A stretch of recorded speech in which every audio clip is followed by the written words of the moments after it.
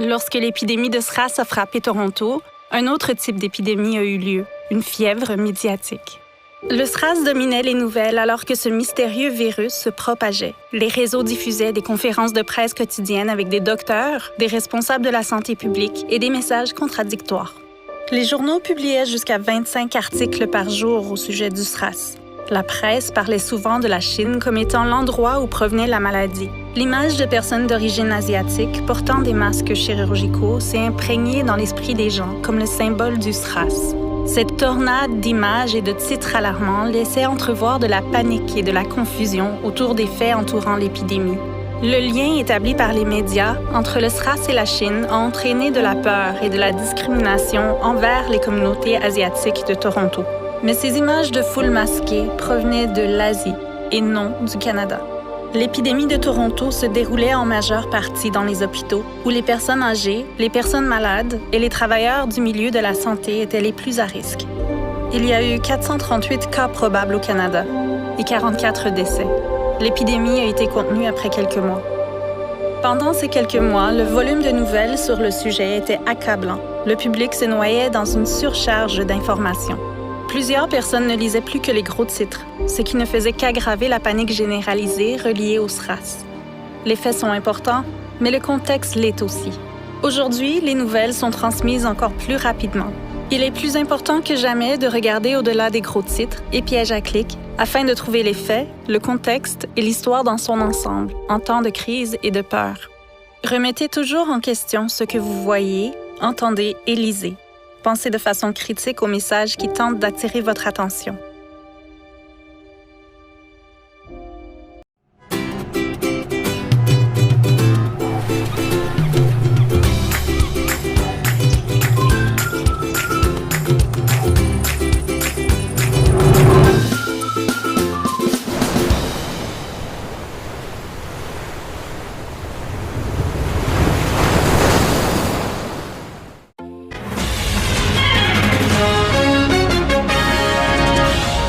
Le bilan de la pneumonie atypique s'alourdit à Toronto. Aujourd'hui, on rapporte une autre mortalité portant à 20 le total des décès dans la métropole canadienne.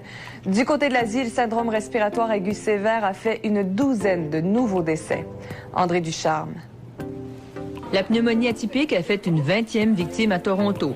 Le ministère de la Santé confirme le décès d'un homme de 77 ans. Preuve que Toronto est devenu une ville à éviter, Elton John et Billy Joel ont annulé le concert qu'ils devaient y donner lundi soir. Les vedettes ont pris au sérieux l'avis de l'Organisation mondiale de la santé qui maintient Toronto sur la liste noire des endroits à éviter. La situation est telle que le Congrès du travail du Canada réclame une rencontre d'urgence des autorités gouvernementales, syndicales, communautaires et d'affaires pour discuter de l'impact du syndrome respiratoire aigu sévère. Mais c'est en Chine que le virus continue de faire le plus de ravages et le ministre de la Santé y a été limogé. On compte maintenant sur la vice-première ministre Wu Yi pour combattre l'épidémie de pneumonie atypique. Celle qui est surnommée la Dame de fer chinoise a toute une mission. On reproche à la Chine d'avoir contribué à la propagation du virus avec sa mauvaise gestion de la crise. 26 des 31 provinces chinoises comptent des personnes infectées par le SRAS. Le nombre de décès s'élève maintenant à au moins 122, avec 7 nouveaux morts en Chine continentale. Avec 121 décès, dont 5 rapportés samedi, Hong Kong est aussi durement touché. Les mesures de dépistage du SRAS continuent de s'intensifier. Tous les voyageurs doivent passer sous des appareils infrarouges afin de déceler les cas de fièvre. En cas de doute, on vérifie à nouveau la température. Ceux qui ont plus de 38 degrés de fièvre sont immédiatement envoyés à l'hôpital. Le chef du ministère de la Santé dit qu'il vérifie aussi si les gens ont d'autres symptômes, comme de la toux ou des difficultés respiratoires. Toutes ces mesures sont applaudies par la population locale. Il faut examiner tout le monde, disent-ils. L'exemple de Hong Kong semble avoir inspiré les ministres de la Santé des pays d'Asie de l'Est réunis à Kuala Lumpur. It is mandatory for all affected countries. Tous les pays affectés doivent obligatoirement filtrer tous ceux qui quittent dans les aéroports, les ports maritimes et aux frontières, dit-il.